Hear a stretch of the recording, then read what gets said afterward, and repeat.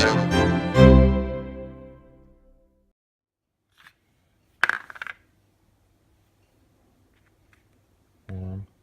two, three.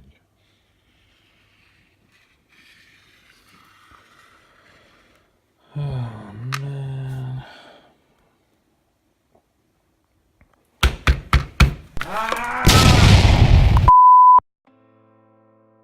Okay, so Snakes and Ladders is like the worst game ever. It is total exercise in futility, and I hate it, and my kids make me play it, and it's awful. I'm going to explain why. So it's a pretty old game, from hundreds of years ago in India. Americans might know it as Chutes and Ladders. Basically, you've got to get up the board from 0 to 100 as quick as you can. And you follow the board in a zigzag pattern from left to right, and every time you hit a ladder you get to go up, and every time you hit a snake you get sent back down again,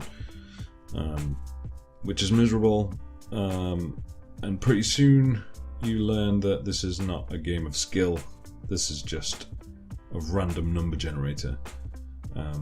It's horrible. So you can see here I've highlighted the green arrows and the red snakes. I counted them up. We've got 10 ladders and we've got 11 snakes on this board. So already you're off to a bit of a handicap. So I created a table. I added up all the ladders, the start positions and the end positions, and then the total movement that each of those brought you.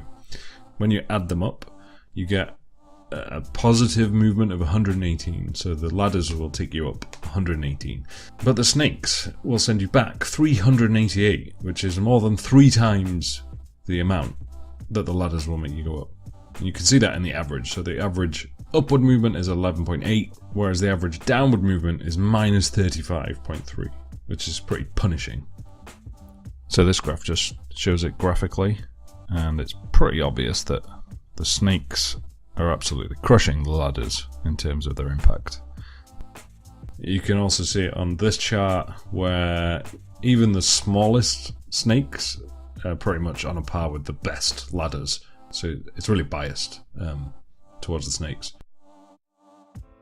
This is compounded by the fact that most of the ladders are in the first half of the board. So you can see that on this green half, 60% of the ladders are on here. So by the time you get up to the second half of the board, you've used up most of the ladders. In contrast, most of the snakes, 72% of the snakes, are on the second half of the board. So they bring you right back down again. So you're much more likely to run into a snake the closer you get to victory. So I created a simulation for this game. Some people might think that was just as boring as playing the actual game, but hey ho. So what I did is I ran the simulation 100 times and counted the number of moves it took to win the game in each of those 100, and then I plotted this lovely distribution here. So what you can see is you've got a right skewed distribution, not like a nice even bell curve. So you can see that the bulk of games took place in this area on the left. This was the sort of most common time for the game. Average was in fact 56 moves to finish the game, which is okay, I suppose. Maybe you could be one of the lucky ones who could finish it in 14, which was the record. But equally, you could be horribly unlucky and finish in 177 moves. Don't know how anybody would manage that, but the point of this game is that there is a minimum threshold of moves that it would take to win, like the fastest possible time you could get, I guess, using all the ladders to the finish. But there's no upper bound, so in theory you could be playing this game forever and never finish. That is a possible scenario. It's unlikely, but the fact that that is a thing that exists in this game is crazy.